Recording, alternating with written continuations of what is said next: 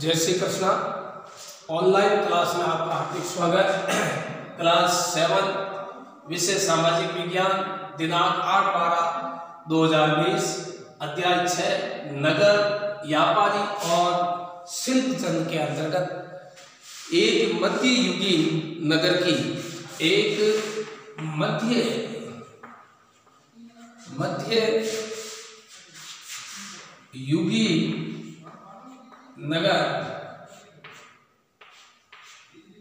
मध्ययुगीन नगर की यात्रा एक कोई यात्री उस नगर के बारे में कैसी आकांक्षाएं रखता है, ये बात उस पर निर्भर करती है।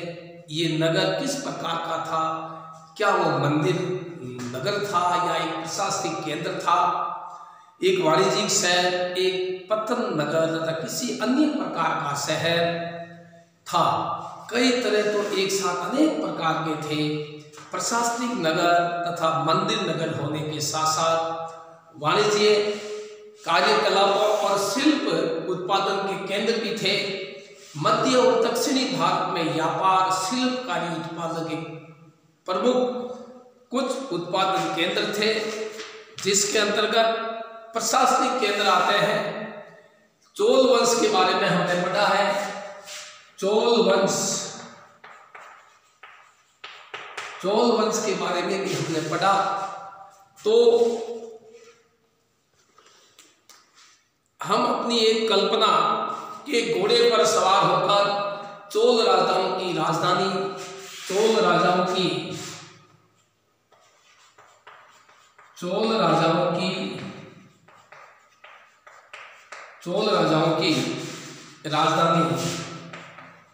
राजधानी तंजा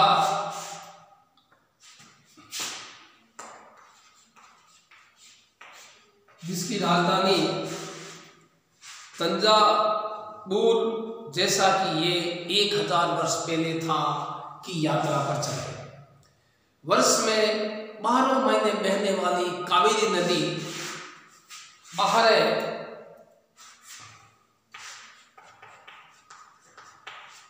12 महीने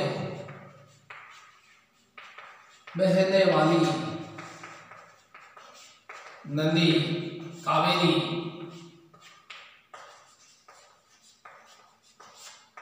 12 महीने जो नदी बहती है, जिसका नाम था कावेरी, एक सुंदर नगर के पास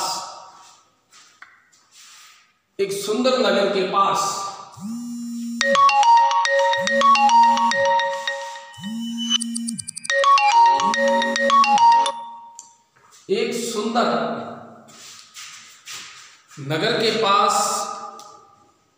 बहती थी। राजा राज चोल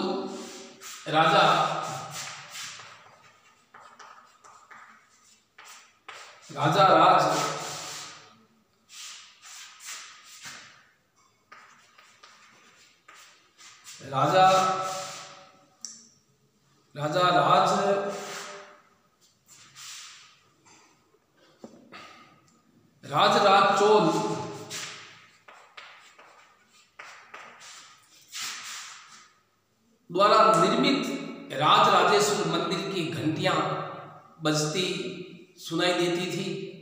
लोग नगर के वास्तुकार कंजर मलन राज पेरुथ चंद की वास्तुकला की प्रशंसा करते हुए नहीं थकते। हमें वास्तुकार का नाम इसलिए पता है क्योंकि उसने गर्व से अपने नाम को मंदिर की दीवार पर उत्कीर्ष किया। मंदिर के भीतर एक विशाल शिवलिंग स्थापित था। एक विशाल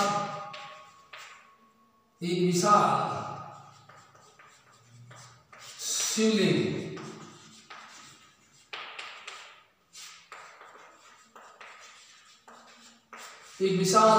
स्थापित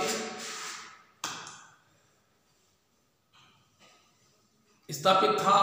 इस मंदिर के अलावा नगर में अनेक राजमहल, जिसमें कई मंडप बने हुए थे। राजा लोग इन मंडपों में अपना दरबार लगाते थे। यहीं से वे अपने अधीनस्थों के लिए आदेश जारी करते और नगर में सैन्य शिविर भी बने हुए थे। नगर उन बाजारों की हलचल से भरा हुआ था। अनाज, मसाले, कपड़ों, आभूषण की बिक्री होती थी। अनाज, कपड़े,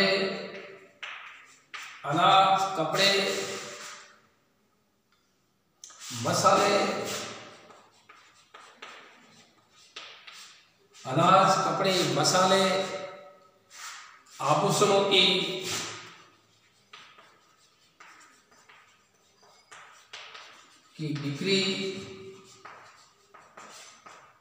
बिक्री आदि होती रहती थी और नगर के लिए जल की आपूर्ति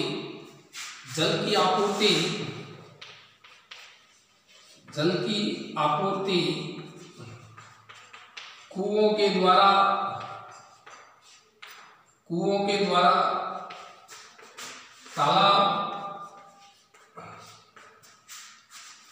कुएं तथा तालाबों के द्वारा होते थे। तंजावुर और उसके निकटवर्ती नगर उरेयूर के सालिय बुनकर मंदिर के उत्सव के लिए झंडियां बनाने का कपड़ा और अभिजात वर्ग के लिए बढ़िया सूती वस्त्र, जनसाधारण के लिए मोटा सूती वस्त्र तैयार करते थे। यहाँ के कुछ दूरी पर स्वामीमलाई में स्थापित और मूर्तिकार उत्तम कांस्य मूर्तियां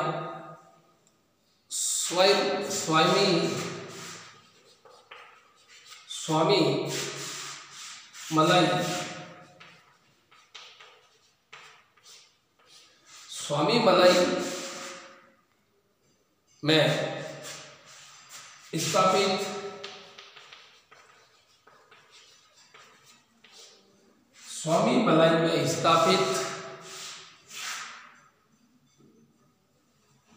स्थापित अथवा मूर्तिकार स्वामीमलाई में स्थापित अथवा मूर्तिकार उत्तम कांस्य मूर्तियां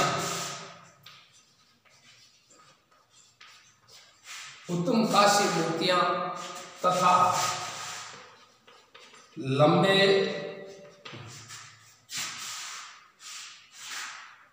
लंबे सुंदर घटा धातु के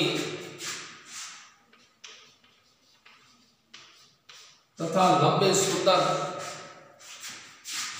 घंटा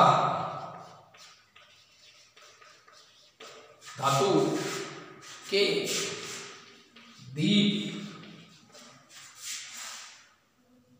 दीप बना रहे थे।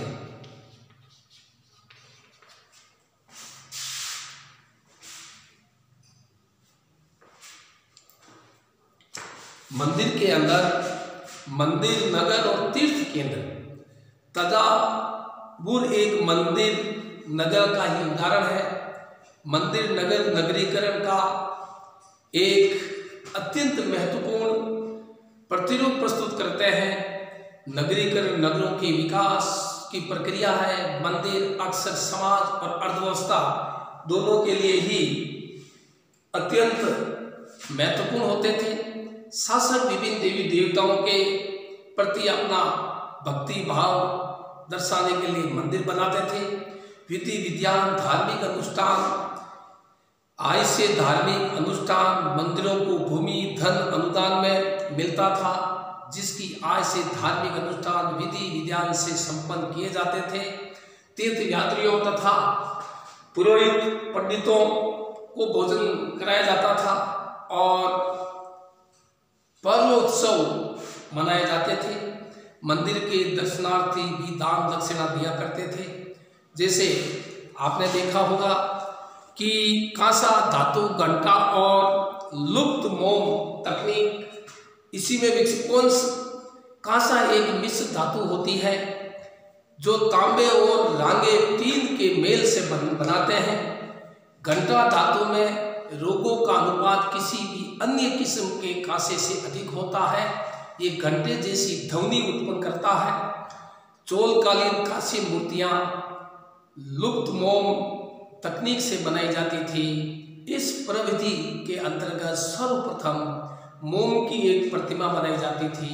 चिकनी मिट्टी से पूरी तरह लीप कर सूखने के लिए छोड़ दिया जाता था। जब वह पूरी तरह सूख जाती थी तो उसे गर्म किया जाता था और उसके मिट्टी के अनावरण में एक छोटा सा छेद बनाकर उस छेद के रास्ते सारा पिघला हुआ मोम बाहर निकाल लिया जाता था। फिर चिकनी मिट्टी के खाली सांचे में उसी छेद के रास्ते पिघली हुई धातु भर दी जाती थी। जब वो धातु ठंडी होकर ठोस हो जाती है तो चिकनी मिट्टी के आवरण को सावधानी पूर्वक हटा दिया जाता था। उनमें से निकली प्रतिमा को साफ करके चमका दिया जाता था। इस प्रकार से ये कांसे और तांबे की मूर्तियां बनाई जाती थी।